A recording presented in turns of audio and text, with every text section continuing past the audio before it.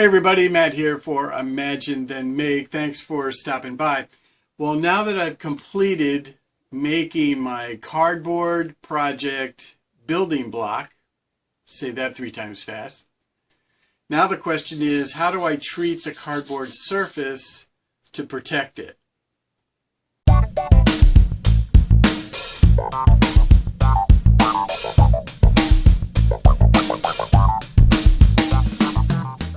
So here's the surface that I want to protect. Actually, I want to protect all 6 sides because ultimately I'm going to want to paint this. So I did a little experiment. I just took another piece of the same kind of cardboard and I applied to both sides and to the edges some sanding sealer. You've probably seen me use this before. And I let it dry, and when it dried, it didn't seem to warp the cardboard at all. And yet I think it gave me a nice sealed surface so that I can paint the cardboard without it getting ruined, without the cardboard getting too wet and then just losing all of its shape. Off camera, I did conduct another little experiment using the same spackle that I used on the building block. And so what I did was I just took another plain piece of cardboard and I applied the spackle on one side. I did this because I knew once the spackle dried, it would sand up smooth and then I could paint it, which is, after all, what we do to the walls inside of our homes. Now I just put the spackle on one side because I figured when I turned it over and sat it on some pyramids to dry, the points would make some little dent marks in the spackle, which I didn't want. So I just applied it to one side to see what would happen. And when it dried, I was surprised to see that it pretty dramatically bowed the piece of cardboard, something I was not expecting. So I won't be doing this to this, but I will be doing this with the sanding sealer to this.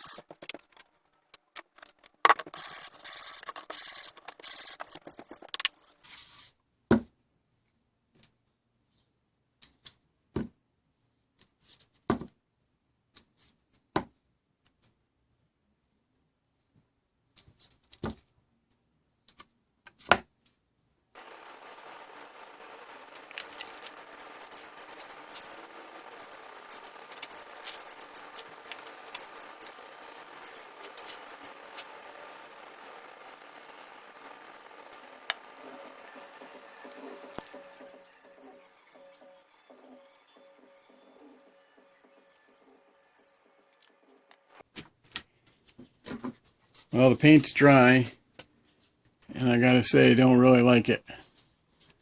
You can kind of see the little ripples in the surface. That's not what I wanted. In contrast, the edges, I can live with this quality of surface.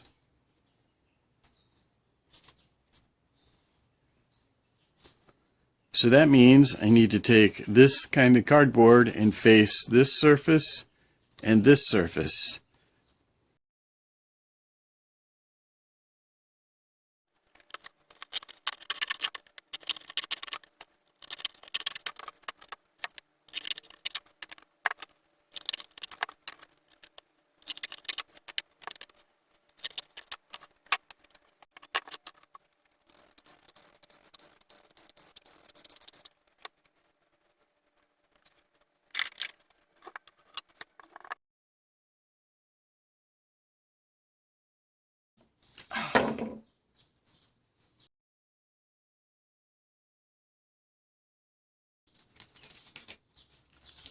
did the wrong side.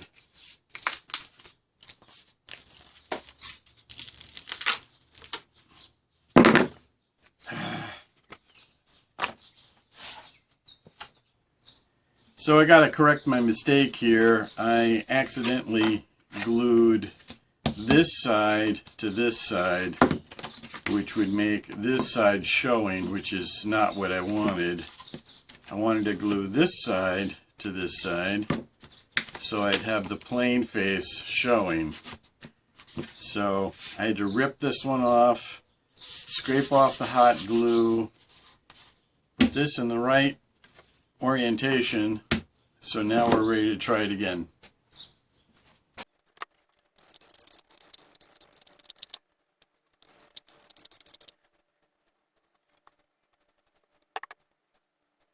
Let me check for squeeze out, because we learned the last time that that's to be avoided. So no squeeze out, no squeeze out, no squeeze out, no squeeze out. So I think I'm in good shape here.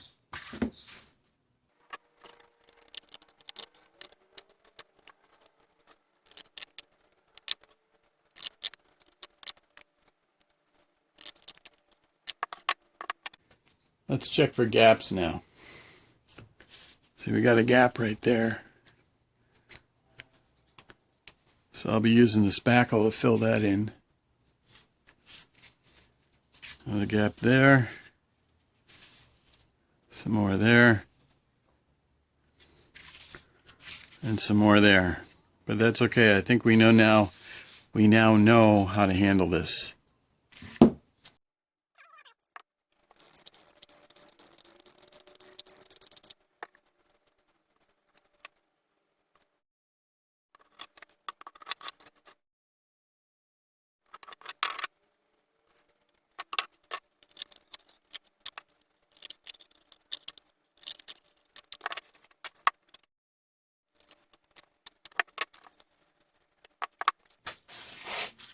Checking for gaps.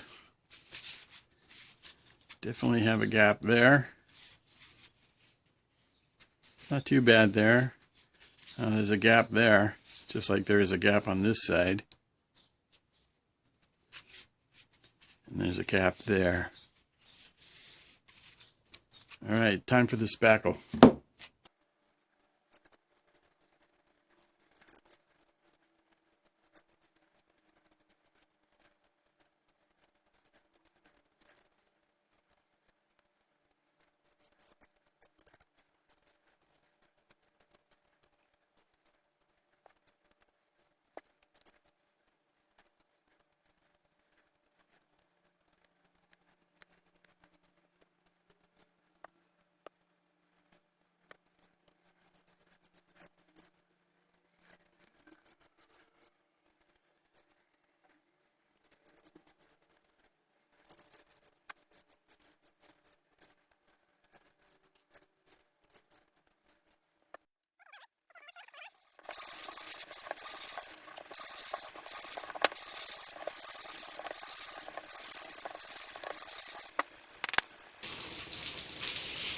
Already it looks a lot better with this cardboard facing the square rather than seeing the corrugated cardboard like this. You see this, it's much better. And the spackle fills in all the little gaps. So that looks much better. Not perfect, but it's better than it was. So now I think we're ready for some more sanding sealer.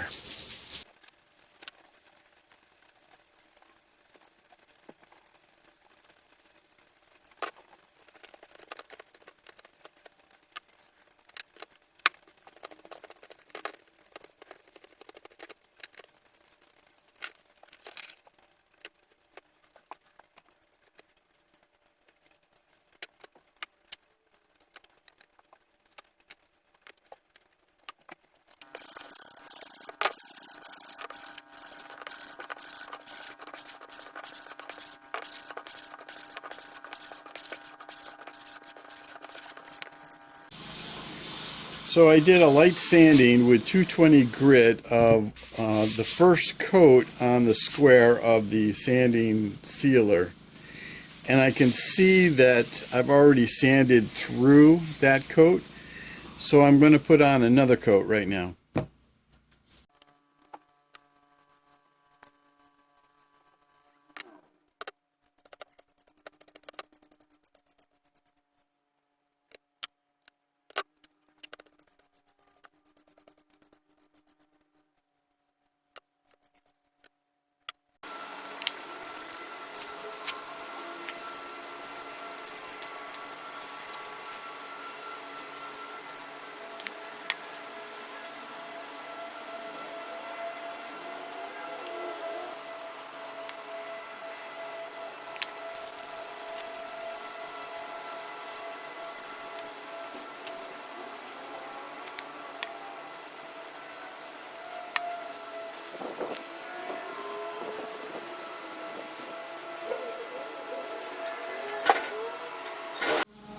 So this is what the painted square looks like. I think it looks pretty good. It's not perfect, but considering we started with this